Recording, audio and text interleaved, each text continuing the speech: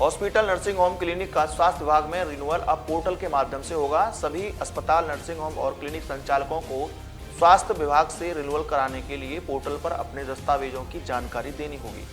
मथुरा शहर में तमाम ऐसे हॉस्पिटल, नर्सिंग होम हैं कि जिनमें अभी भी अनट्रेन्ड स्टाफ काम कर रहा है। शनिवार को सीएमओ डॉक्टर शेर सिंह से हुई बातचीत में उन्होंने जानकारी दी कि जो भी नर्सिंग होम मानकों को पूरा करने की पात्रता रखता है वह रजिस्ट्रेशन पोर्टल के माध्यम से करेगा।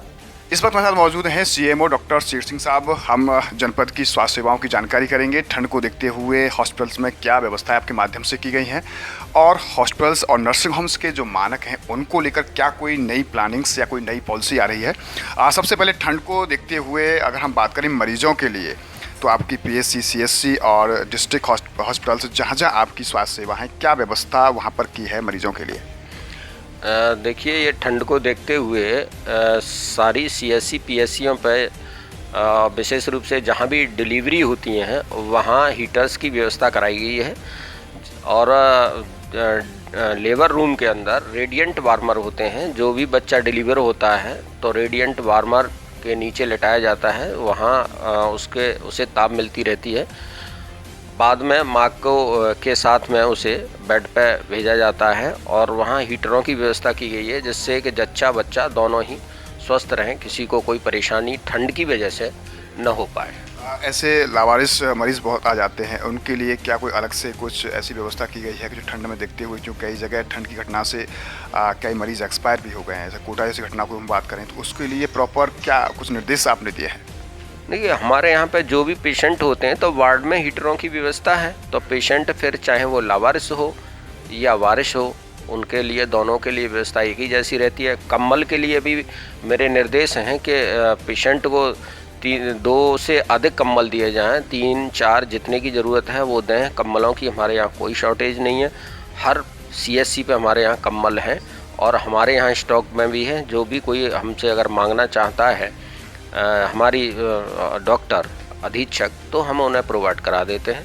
और यही हमारा मैसेज रहता है कि आप ठंड से किसी को कोई जनहानि ना हो।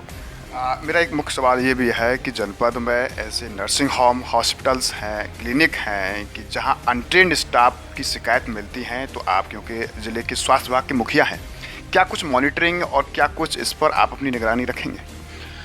देखिए, हमारे यहाँ जो भी रजिस्ट्रेशन होते हैं उसमें जो ये डॉक्यूमेंट सबमिट करते हैं वो किसी भी अनट्रेंड का नहीं होता, वो सारे ट्रेंड होते हैं। लेकिन अब इसी चीज़ को पोर्टल पर लाया जा रहा है। पोर्टल पे सारे रजिस्ट्रेशन होंगे। पोर्टल पे जो भी पैरामेडिकल स्टाफ रख रहे हैं उन सब के डॉक्यूमेंट और जो हॉस्पिटल के साथ अनुबंध हुआ है उसको भी वो पोर्टल पर डालेंगे, जिससे कोई भी देख सकता है पोर्टल से, और वो स्टाफ वहाँ होना चाहिए।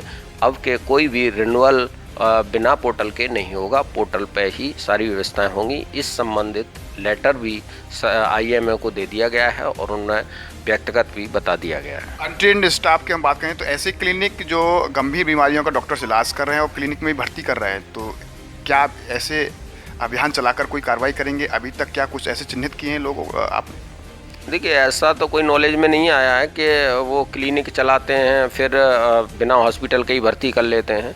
क्लिनिक वाले अगर भर्ती भी करते हैं तो वो किसी नर्सिंग होम में भर्ती करते हैं और वहाँ जाके उसको वो अपना सुबह शाम जाके देखते हैं। ऐसे क्लिनिक और नर्सिंग होम के खिलाफ क्या कुछ कार्रवाई के निर्देश और क्या कुछ संदेश देना चाहते हैं? देखिए, जो भी गलत करेंगे तो उनके खिलाफ कार्रवाई होगी, इसमें कोई दो राय नहीं है। सभी ट्रेंड स्टाफ रखें और पोर्टल पे अपना क्लिनिक, हॉस्पिटल को रजिस्टर्ड कराएं।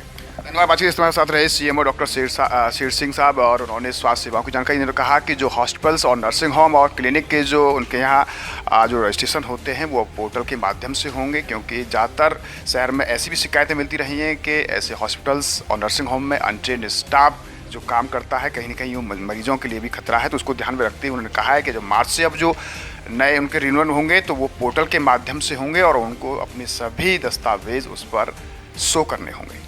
न्यूज़ पर्सन गोपाल जग्गा के साथ गोविंद भारद्वाज।